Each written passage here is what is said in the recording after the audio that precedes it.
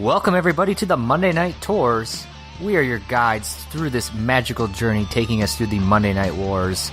I am Josh Kaiser, and I am joined today, once again, as always, with Kyle Hoagland. What is going on, everybody? And I know you guys can't see this. This is a very peculiar setting we have right now. This might be the weirdest recording setup we've had yet. Of course, we've been talking about you've moved into a new house, or in the process of it. That's correct. So we came over here, checked the place out. So we figured we'd do a recording together. We're on our own microphones, but given the fact that you have a battle station of all kinds of monitors behind your desk, where we would be talking... Hey, you kind of have something like that right now. I do. I have two TV dinner trays with a microphone and a laptop set up. But you're standing and looking at me, and I feel... I feel like I'm the host. I feel like I'm above you right now. You do feel like the host, because you got the big microphone set up, you got your headphones on. I don't have any of that going on right now. I do feel like you're hosting a radio show or a casting couch, because you're literally sitting on a couch. I am sitting on a couch, so a little bit different, but it won't be different, Kyle, is the content, because, of course, we're breaking down the Monday Night Wars week by week, as we've always been doing. And this week we've got the February 26th, 1996 editions of Nitro and Raw. So let's just get right into this, Kyle. We're at Nitro. We're Nitro. It's live from Knoxville, Tennessee. And we got Biker Pepe with a Chicago White Sox cap on. So, which, once again, we're not in Chicago. We're not in Chicago. Chicago will be referenced a couple times on the show. They will, yes. But once again, I didn't know that until then. And also, I think Mongo was kind of like, when I looked at it, I wrote in my notes, I put down, this is Sturgis cosplay Mongo. Because he was also rocking quite a bit of leather. Yeah, so, when you think of Knoxville, Tennessee, you think biker gangs, leather, Chicago White Sox, baseball. That's really what comes to your head. So I've come to the point, Kyle, at this point, Pepe, they don't know what they're doing with Pepe.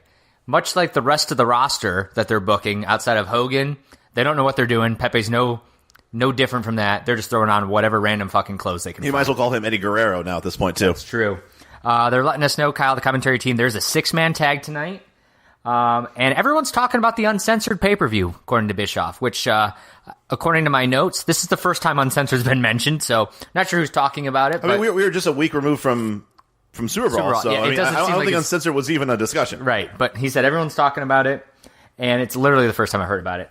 And they said Bootyman kicking some booty now, and he's a spy for Hogan, is what they're starting to say. So at this point, I still don't know. I don't think they've explained anything where he came from. They said he was a spy with the Dungeon of Doom, but they never once mentioned that he was Zodiac. No, it has not been said, and I'm like, are they pretending that didn't happen? Is that going to be the storyline?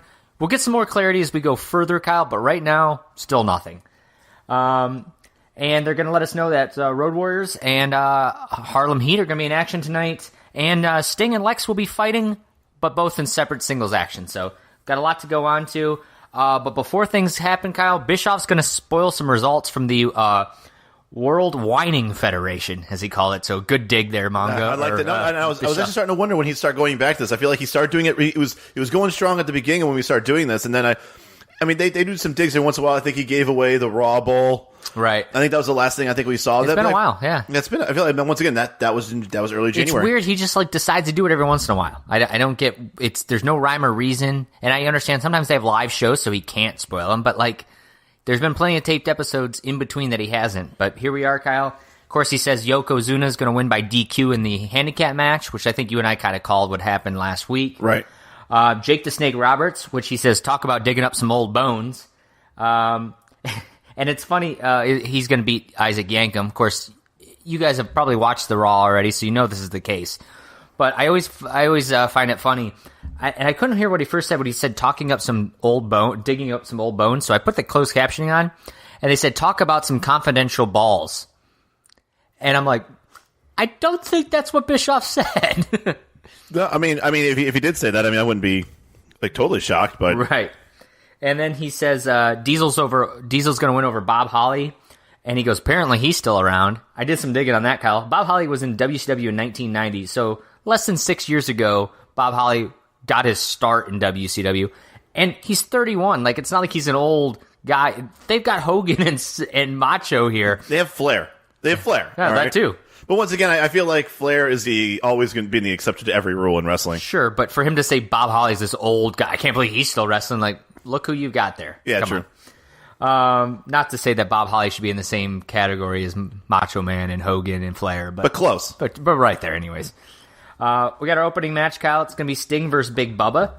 And is it just me, or do these two like wrestle all the time? I feel like I know that they've wrestled before.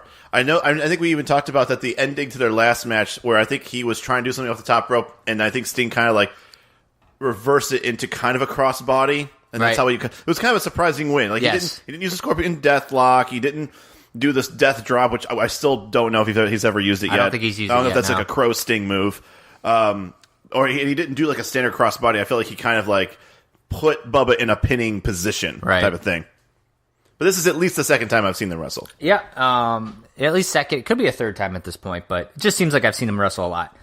Steve Grissom, Kyle, congratulations to him. 5th place over the weekend. So. And they said, you know what? He got 5th place, and you know what that means? WCW, I mean, the winners gravitate, or winning companies gravitate winners. And then they talked about how he got 5th place. Yeah.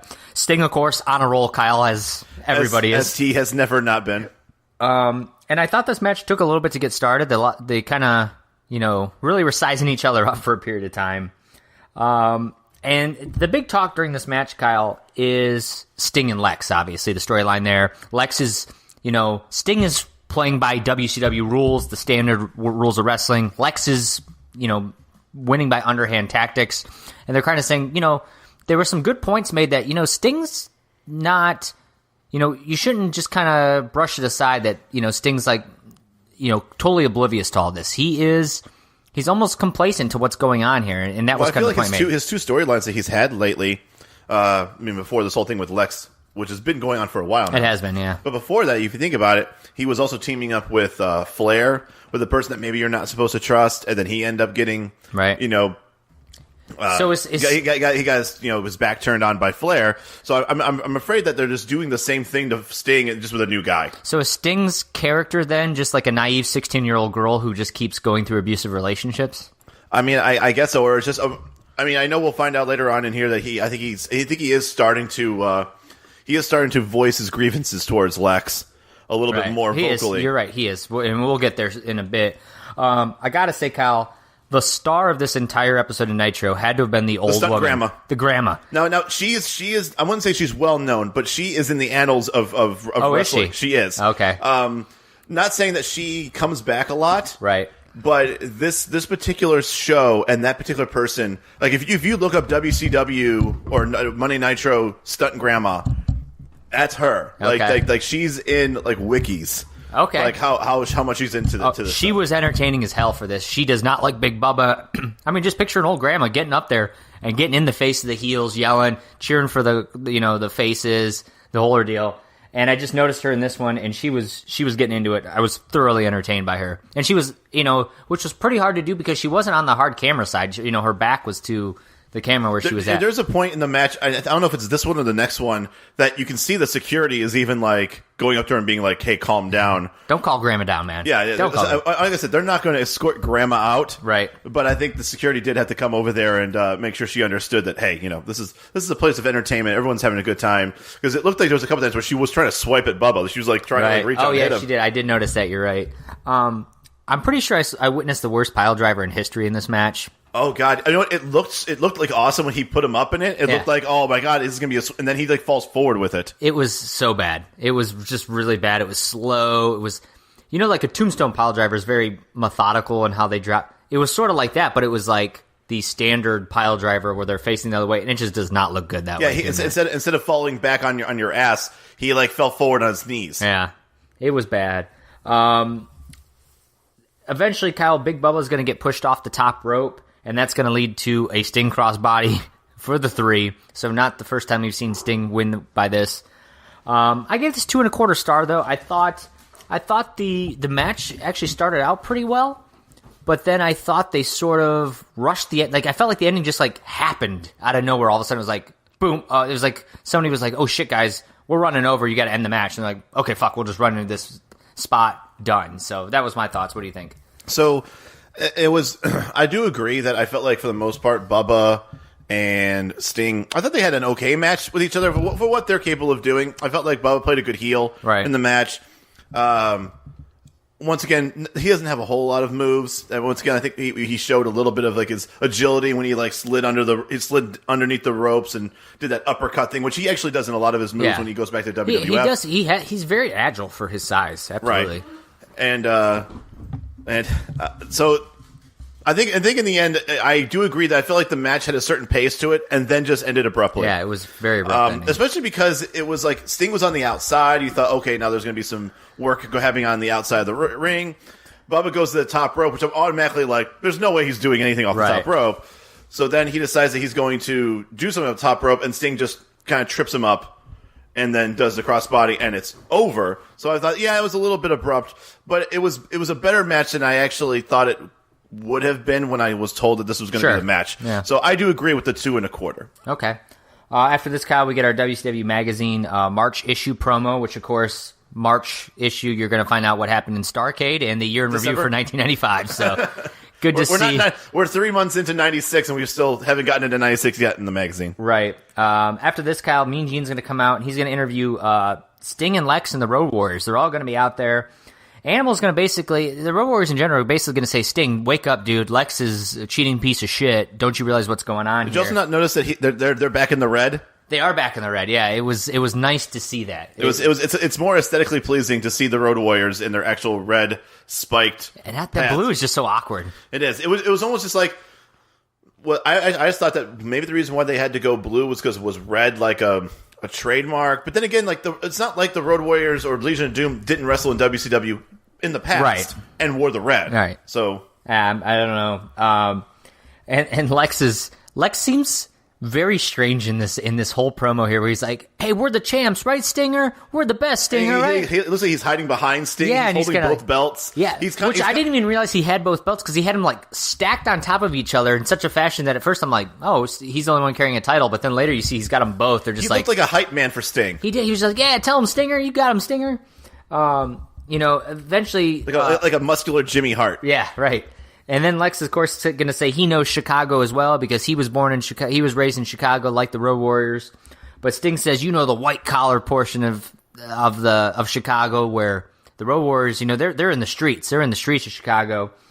And Hawks gives the best line of the promo by saying, "You remind me of a washing machine. You agitate us." Oh God! Which is the Mongo level.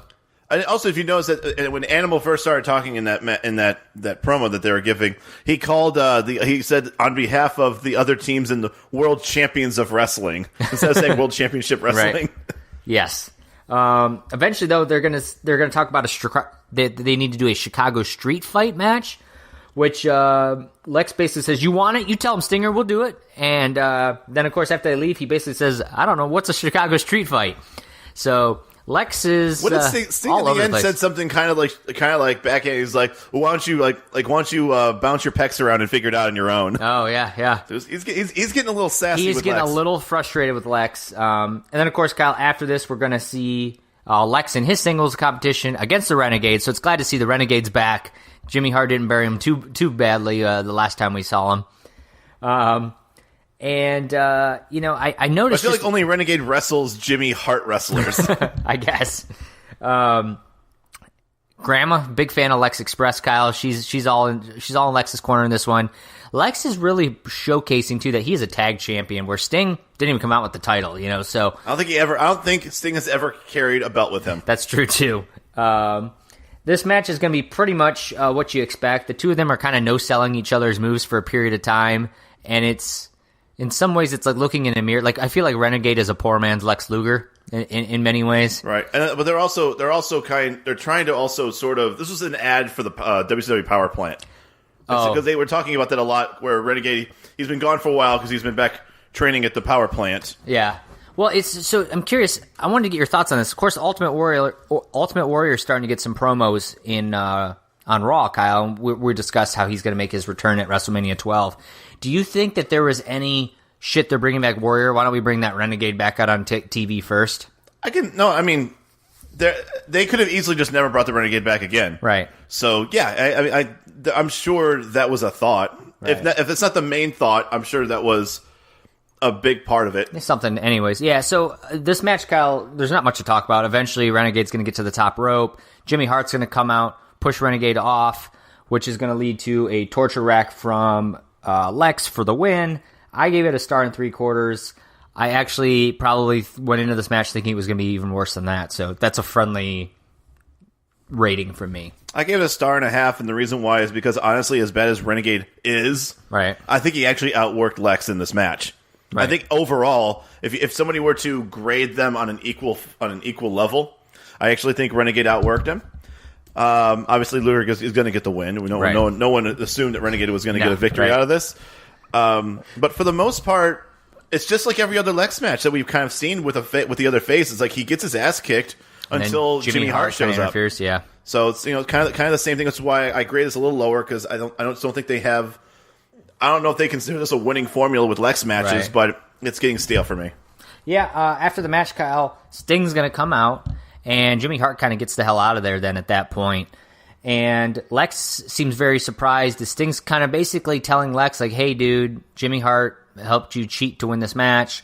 And Lex almost seems appalled by the thought of it. And he kind of motions to the fact, like, okay, we'll just award the match then to Renegade, give Renegade the win. Sting is completely frustrated. They're arguing. He gets right into Lex's face, and he's fired up, Kyle. I can't hear what the hell they're saying because they're yelling at each other, but there's no mics. The TV's a little bit far away from them. And that's sort of the segment, but they're really starting to push. There might be a rift here between these tag partners, which I know that was sort of the storyline forever, but this time it's actually a good storyline. I think we've constantly said that this is the Sting Lex thing has always been the most so far the best storyline they've got going, and so for that case, I totally get it.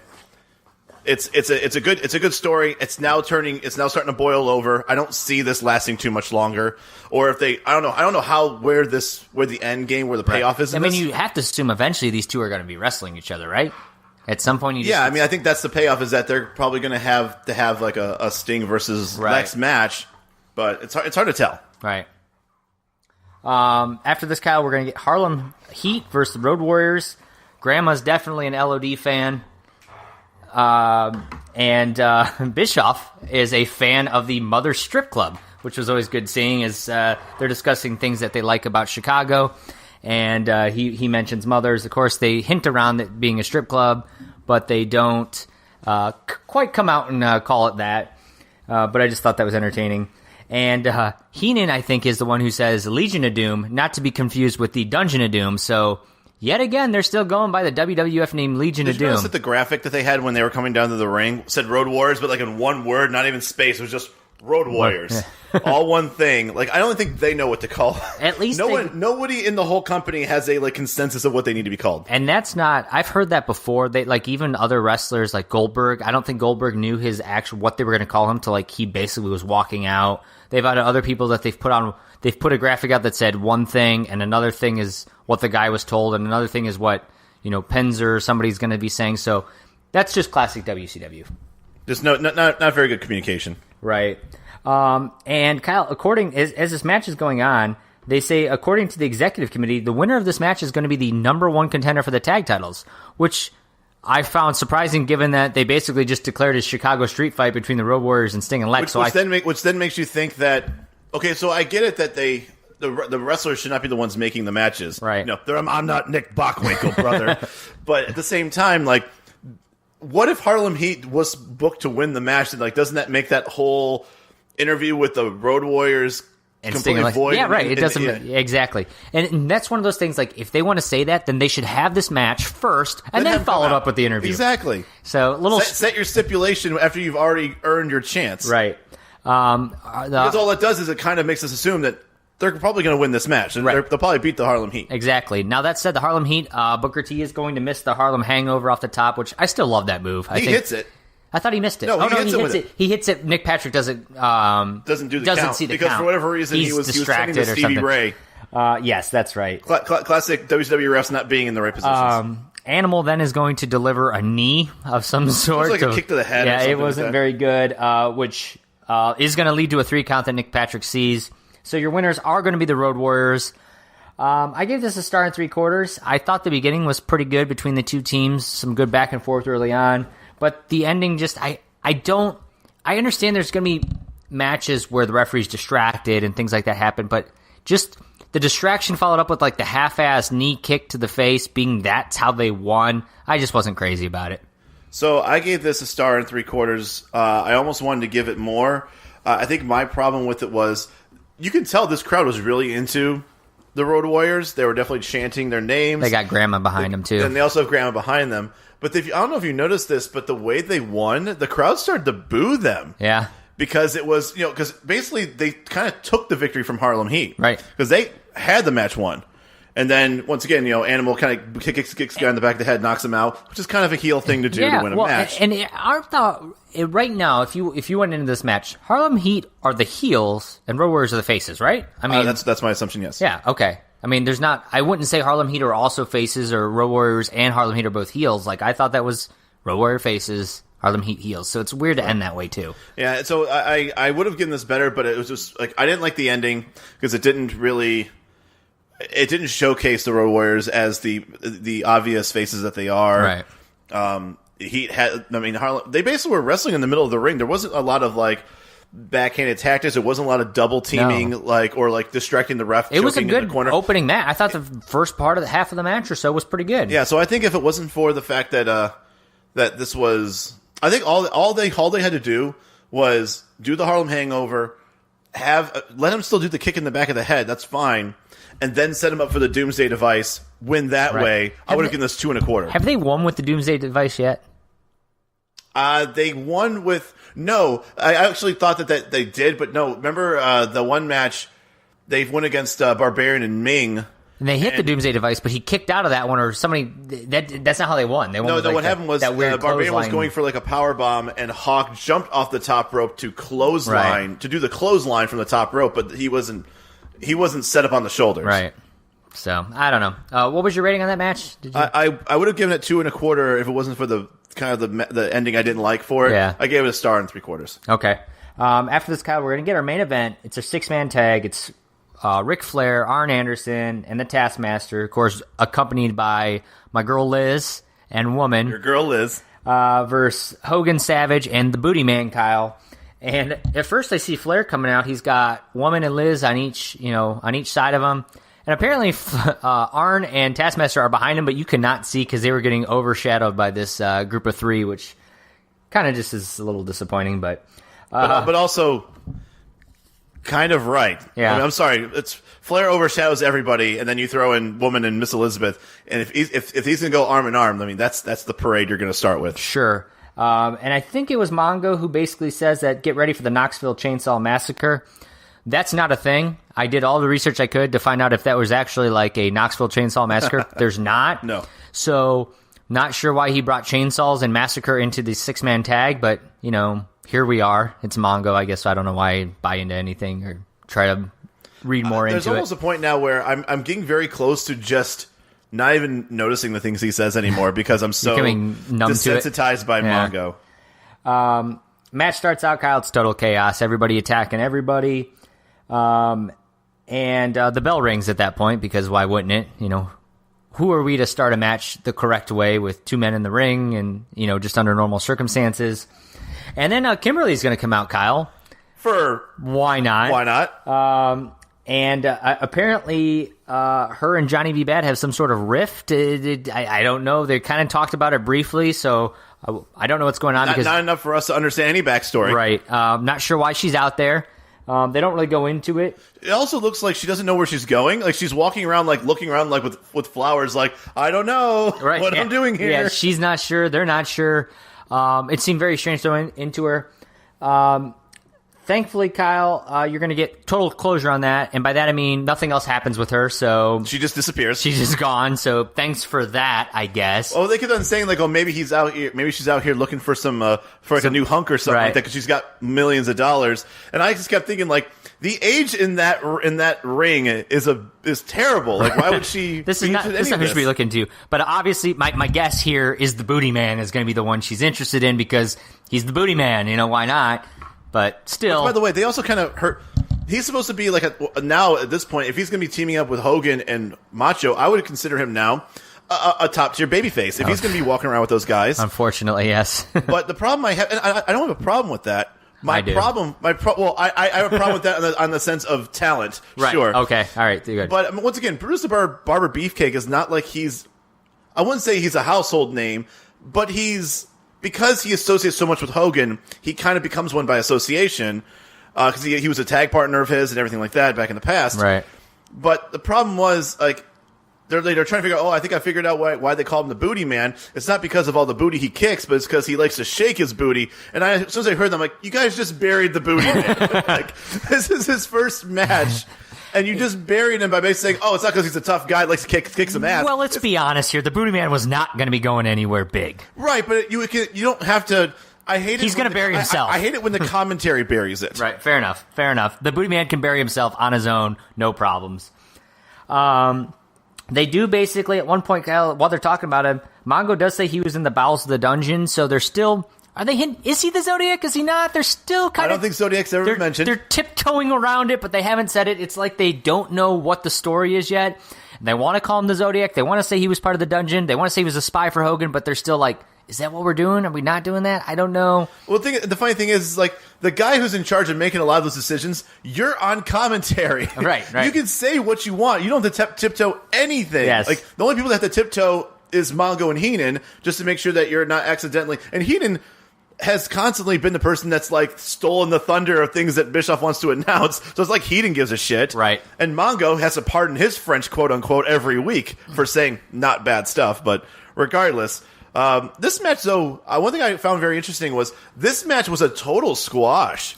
If you really think about it, until Macho goes in and gets his shit kicked in for a little bit. But when Hogan was in, kicked ass. When Bootyman was in, which was the majority of the match, right, beat up everybody. Yeah, there's actually one point, Kyle, I want to talk about. Arn and Taskmaster are double teaming. They do like a nice double team, kind of. They start owning, and then they turn around and both get their shit kicked in by Hogan. So it's typical Hogan, looking more powerful than everybody. And then we get we're going to get a 10 count punch in the corner. Nope, the 9th punch, and he goes to bite his head. As soon as we got to 7, I slowly got more amped up. Like, I know. 8, 9... And then he started biting him. I'm like, no. What a fucking so heel. Close. Such a heel move, Hogan. Such a heel move. Unless the 10 is the bite. But still. It's not a punch. It's not a punch, and it's a bite. Double heel move there, Hogan. Double heel move. Don't give the crowd what they want, and then you follow it up with a bite. But you know what happens then? Flair gives us what we want, and that is he gets Macho Man on the outside and starts beating him up in front of the old lady. I was like, this match is horrible. I hate this match so much until... Flair, all I thought to myself was, I know Flair's in a match. We know there's this crazy granny in the at the 6 o'clock at the back, with the back towards the camera. I'm like, Flair, if I know you and how much of a showman you are, you're gonna find a way to get to that woman somehow. Because there's no doubt he knows about that woman now, right? And he does. He gets Macho Man out, starts knife edge chopping her right in front of her. And then woos at her. I'm like, yes, thank you. Oh my God, this turned this match into like a 1 star to like 8 stars right there. Eventually, Kyle, you see the worst Irish whip in history. That's going to lead to right into Hogan's boot. He did it. He basically did Irish whips into big boots like 3 times. Just threw them all in there. And he's going to drop the leg on Arn, gets the 3 count. I gave this a 1 3/4. The match I thought was kind of boring. For myself. It was a long match. It was a long match that wasn't very good. Kimberly, what the hell was that all about? They really didn't do anything with there. They were still got no clarity on the Bootyman. If he is the Zodiac, is he not? I'm also just kind of burned out with the combination of basically everyone in this match wrestling in some form of combination of another. And even the Bootyman, this is the first time we've seen him. Right. And we're tired of it already. Right. So 1 3/4 for me. What about you? Yeah, I mean, once again, we're talking Macho Man, Hogan, Arn, Flair. That's basically been their main event formula, I think, 8 weeks Reach in a row into now. a hat, grab a couple of those names, and they're wrestling each other. So the fact that they threw in Sullivan, so they got to throw in the Bootyman. So we got some fresh faces from a main event standpoint. The only thing I've never really liked, and I know that I think Raw's kind of got the same problem, is that you watch people from last week, and then you go into like 3 weeks straight of like, what happened to the Giant? Right. Like, what happened to? At this point we had Loch Ness going 2 weeks in a row. We don't see him this week. There's just there's a lot of storyline that there's no U.S. champion this week. And some of that, you have an hour The show. random Kimberly thing, like what? Why? Yeah. Like it would make more sense if there was some like, okay, is Johnny B. Bad here, or is Diamond Dallas Page here? At the actual wrestlers, Right. What happened to Sergeant Pittman? Is he still looking for a manager? That's the land of lost storylines right there too. I want to know what happened. Along with the cruiserweight tournament, Right.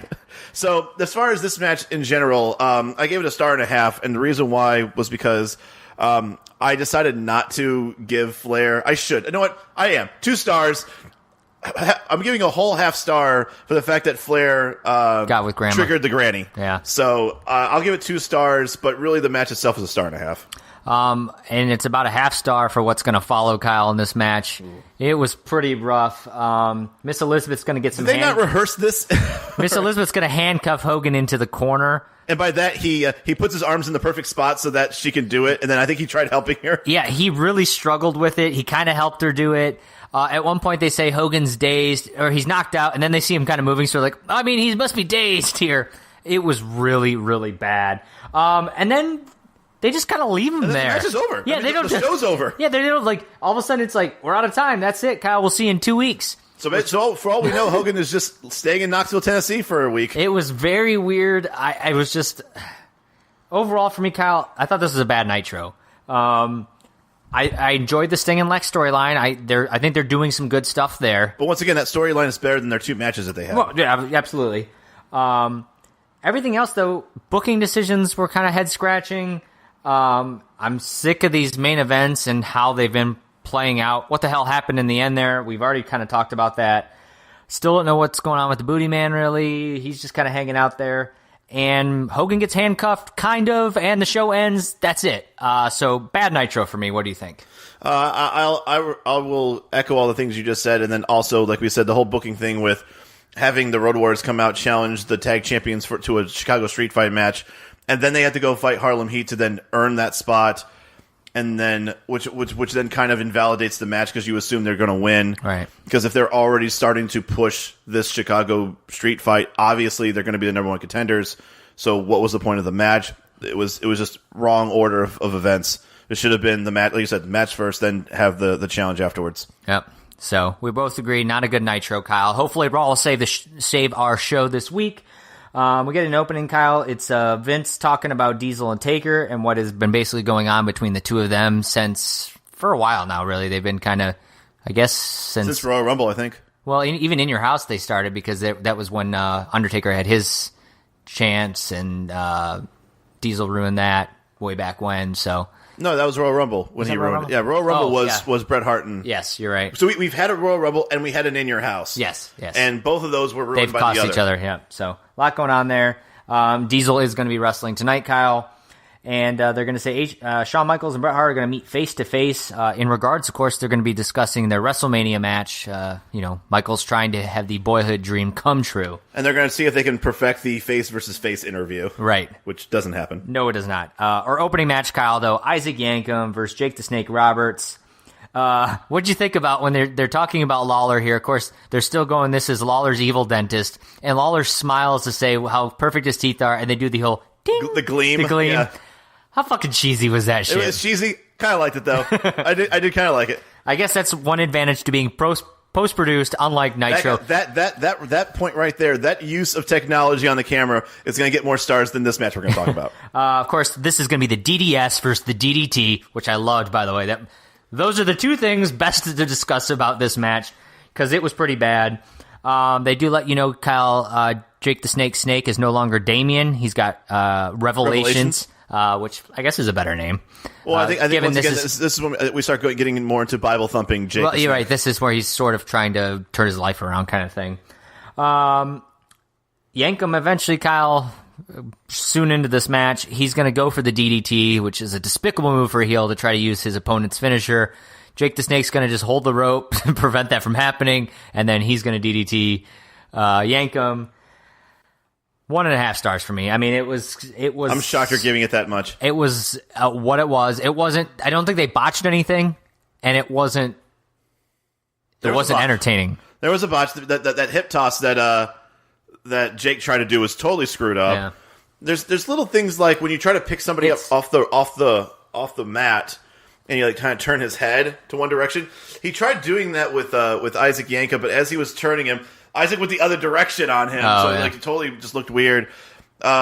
This looked like a match that this is in '96. This is like now. I think if Jake the Snake tried having a match, this is how bad it would have been. Right. Like, this is how out of shape he was. He was not ring ready, and he didn't look good.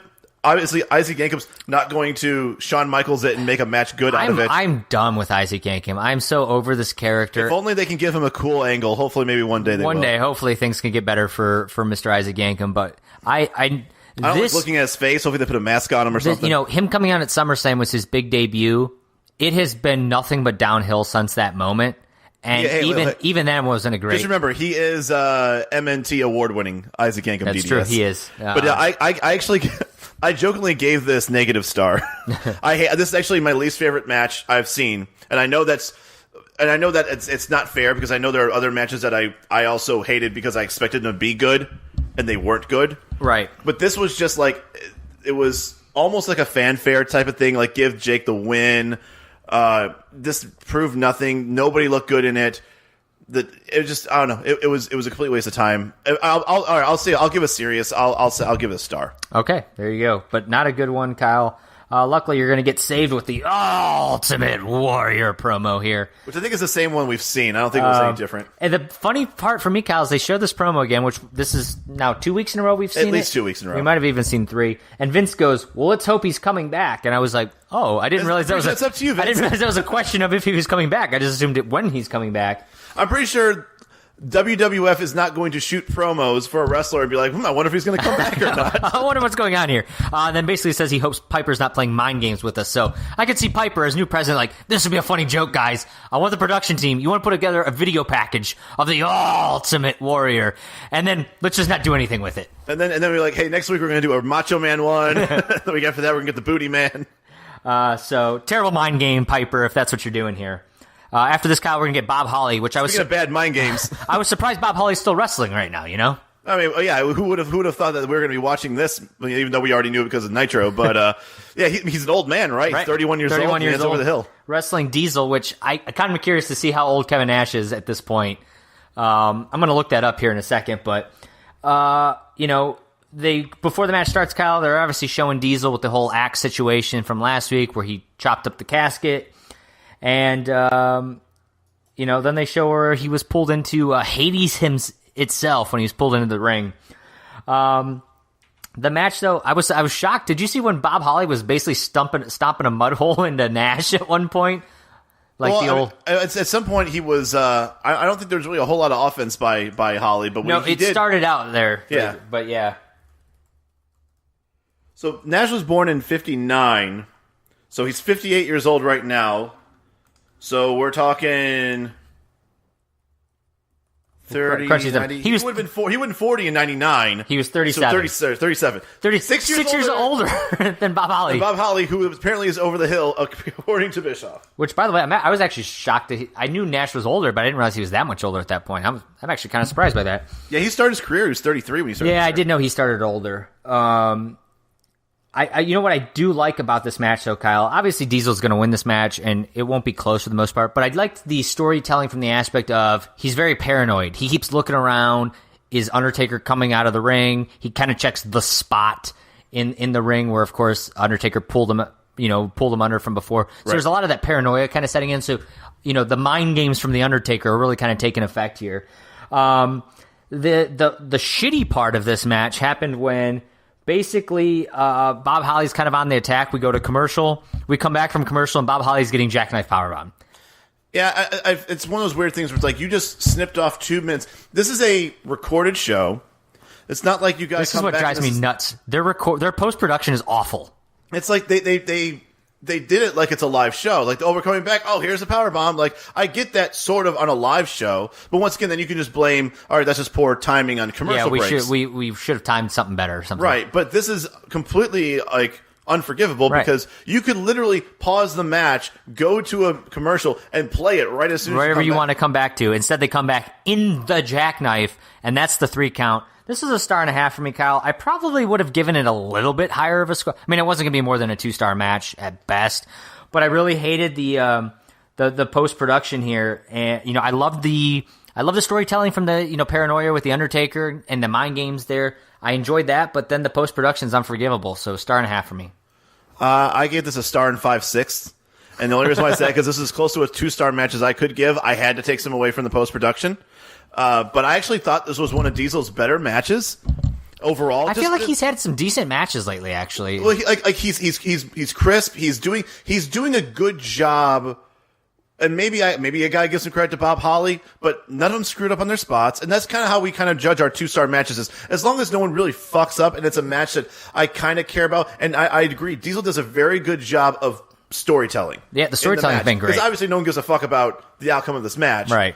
But it would have also been interesting if during his paranoia he gets rolled up and loses. Right, and I would have been actually, I might have even bumped that up more if that happened. Right, but I mean, at this point, Diesel's not going to fucking job to nobody, especially Sparkplug Bob Holly. That's right. Because Eric Bischoff's in his head too. Like, you don't lose to fucking Bob Holly.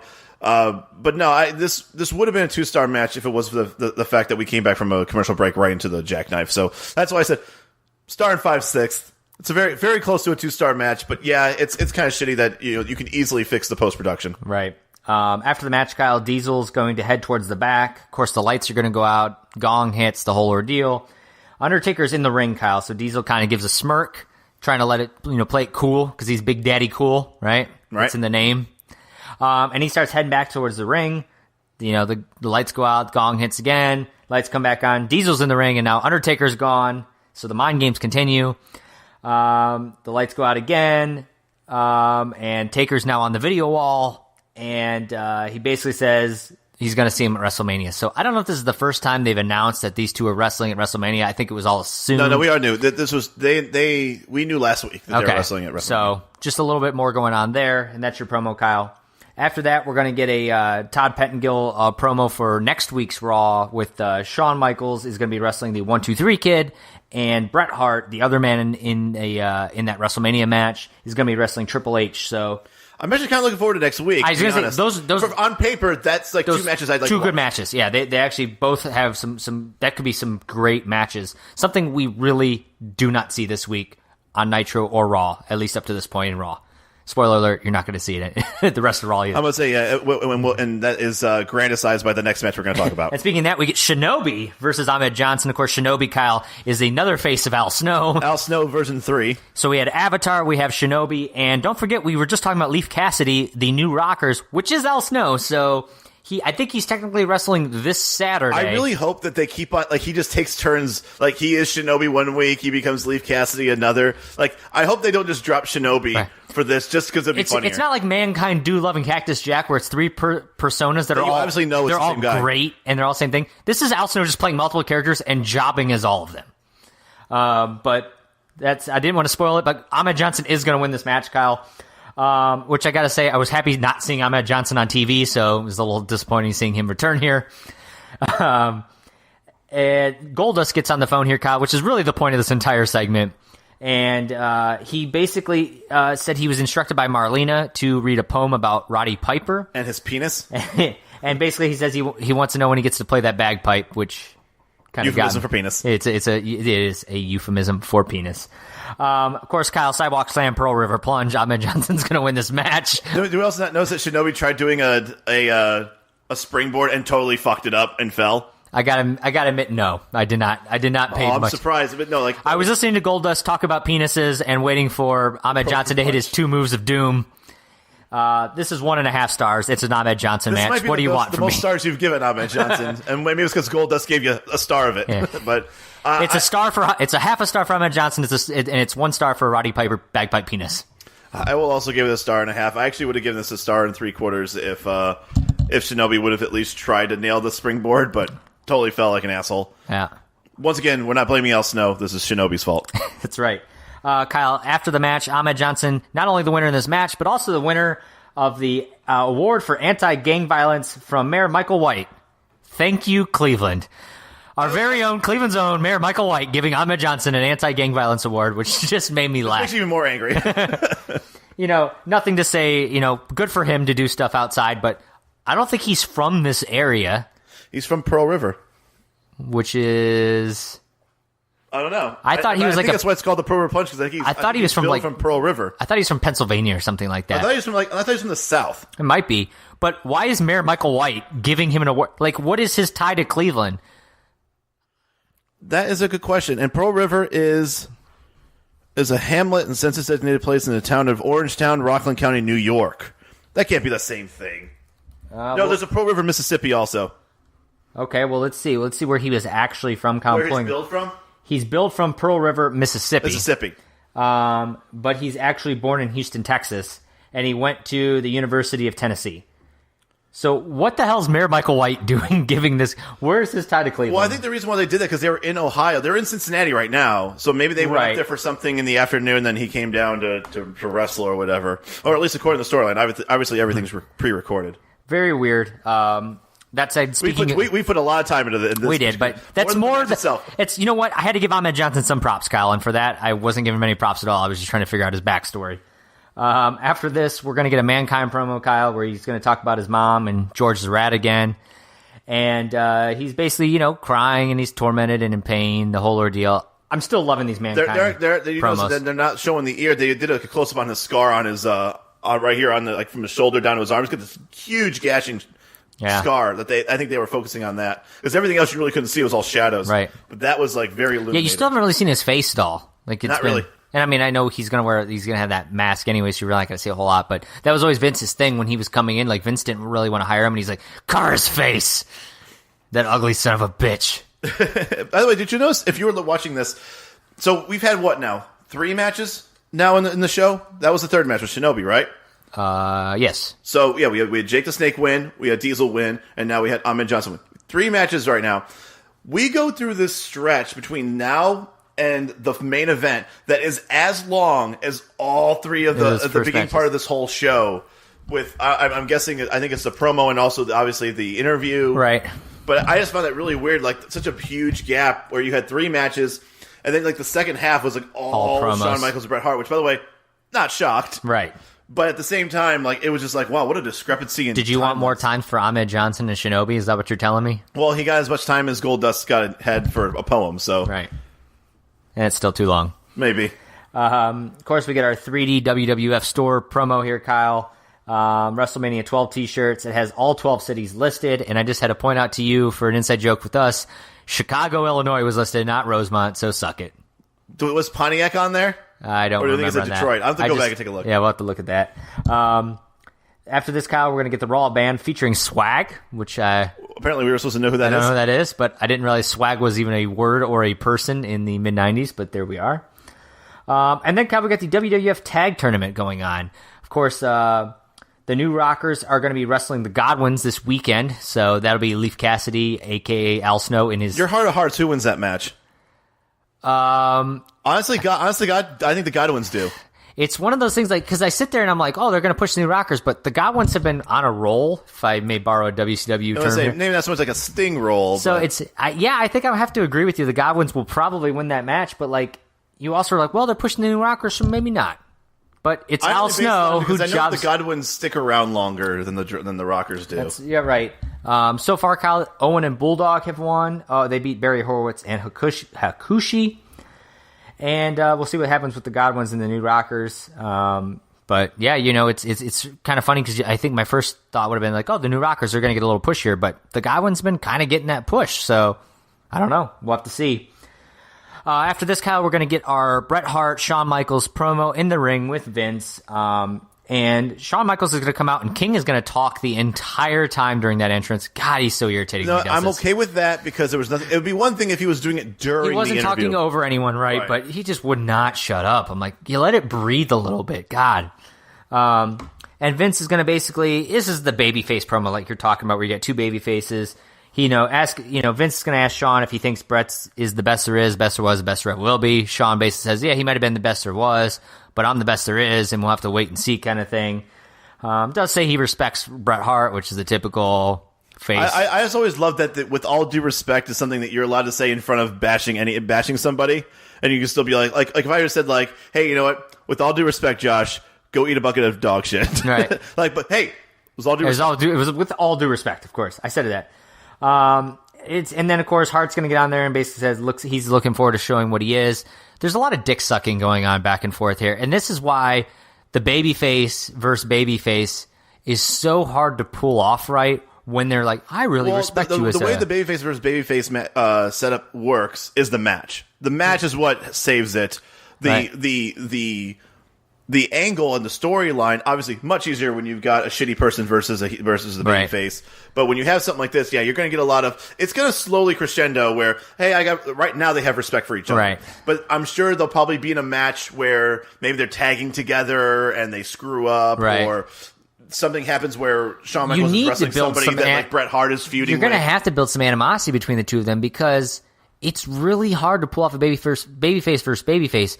Especially when it's WrestleMania. Like, you don't want to build up to WrestleMania with, I love both guys. Like, I don't care if you want... Especially for WrestleMania. Yeah, WrestleMania, you want, like, I want this babyface to kick the shit out of that heel. Well, how do you think they did it with, didn't Hogan? Warrior? And it was the worst rated... So, just to get into it, Hogan Warrior and Bret Shawn are some of the worst pay-per-view draws they have at WrestleMania history.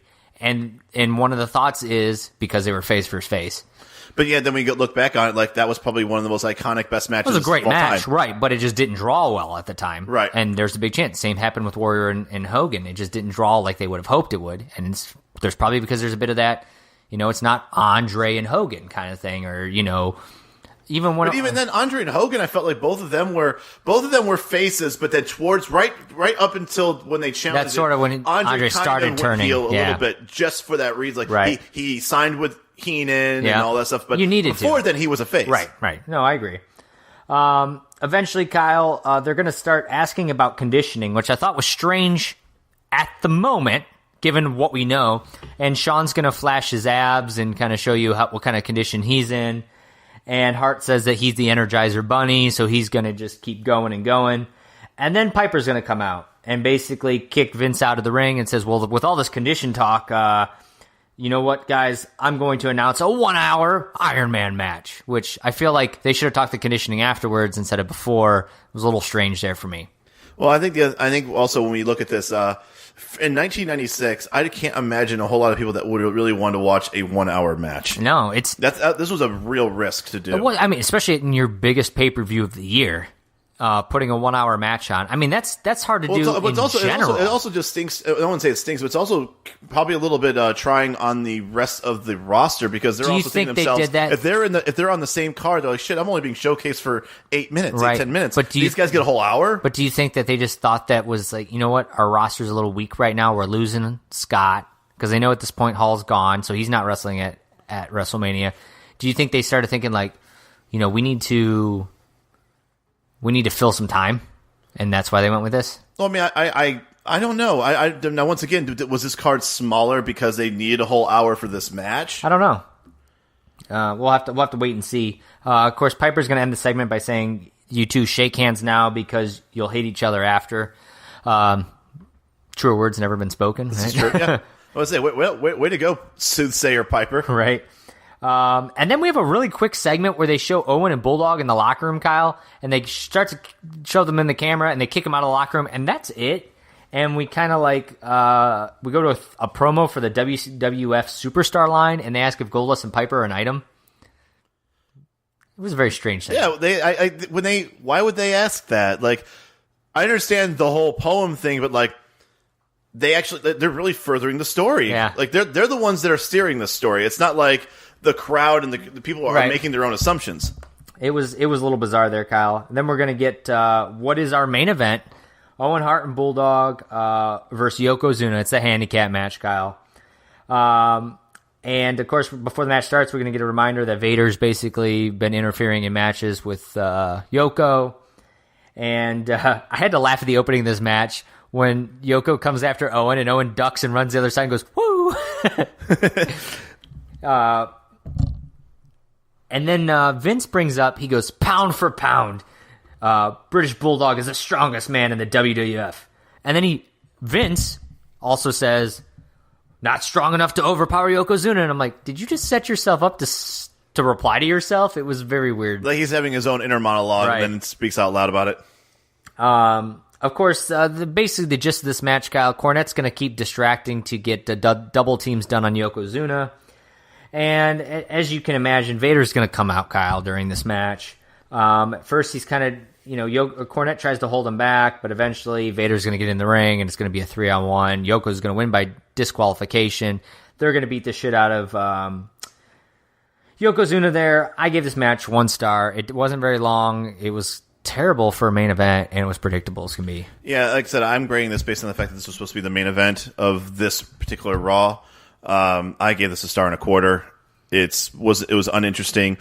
We knew that Yokozuna wasn't going to win by pinfall Right. in this situation. And the moment that you saw Vader coming down, you're like, this match is over. Yep.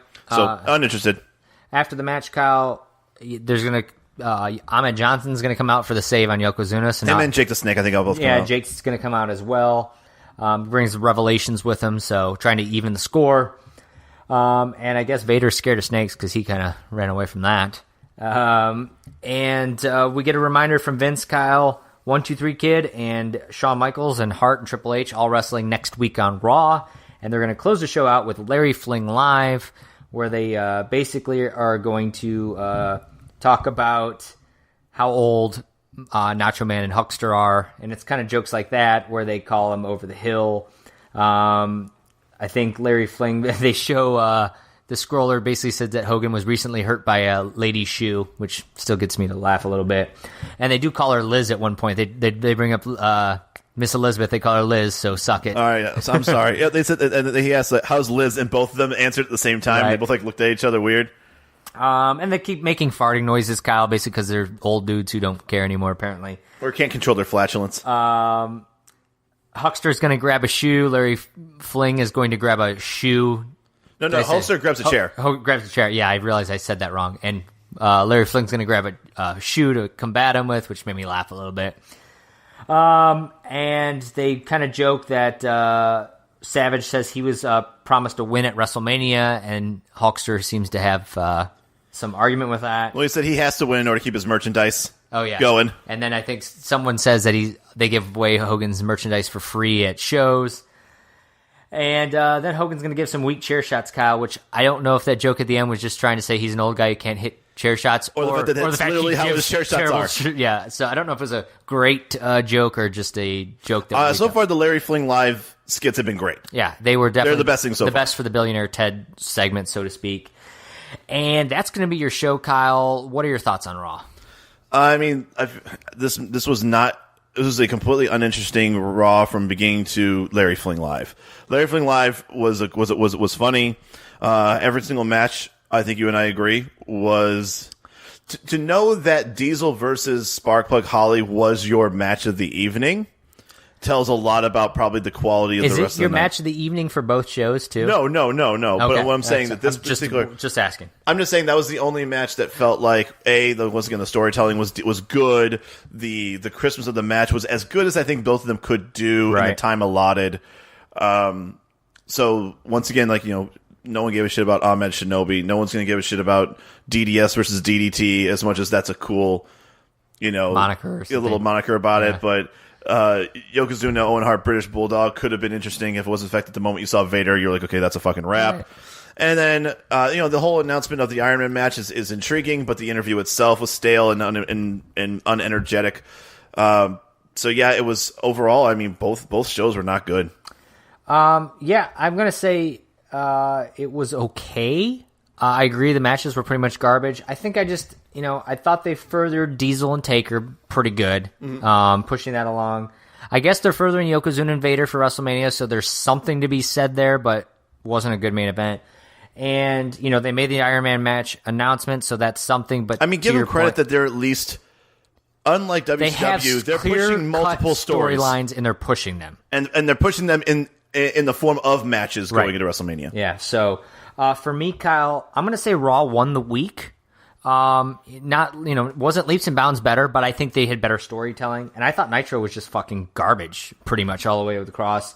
At least, Raw is building towards WrestleMania with fairly good storytelling to okay storytelling. But this is also, they have to, because this is this is the grand day of them all. This is when they have to be telling the story better. Sure. This is around the time for, I think at this point, WCW is not under the same pressure to make sure that they're selling their best pay-per-view of the year. That's fair.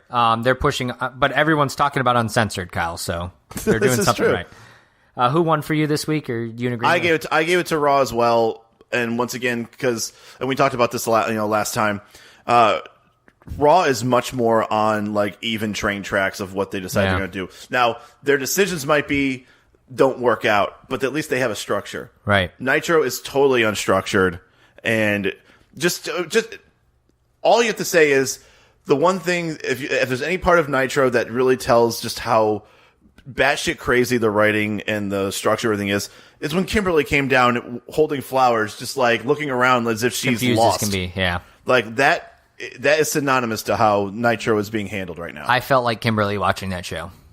Yeah, exactly. All right. The Nielsen ratings, Kyle, Raw is going to get a 3.1, which is staying the course from the 3.1 they had last week. And Nitro is going to get a 3.2, actually just edging out Raw. And that 3.2 is up from a 2.9 last week. So Nitro is going to win the. And maybe people must have really want to know who the Bootyman was. I guess so. And maybe next week we find out who the Bootyman is, but we're not going to, Kyle, because, of course, next week Nitro's preempted for the Andersonville Part 2 Civil War special on TNT, so we're going to get just a Raw episode. So if you guys haven't subscribed yet, go on iTunes, hit that subscribe button. We're on Google Play. Leave us a review. Let us know how we're doing. And you can always follow us on social media. We're on Instagram. We're on Facebook. We're on Twitter, all that. Actually, Instagram getting a big Middle Eastern push lately. We've got a lot of followers there. And you can always go to MondayNightTours.com for all of our social media accounts, past episodes, and all that. And that said, we're going to be back next week for the March 4th, 1996 edition of Just Raw. So go watch Raw, come back to us, and we will see you next time on the Monday Night Tours. Have a good Tuesday. We were really quick on this. Have a good Tuesday. See you later.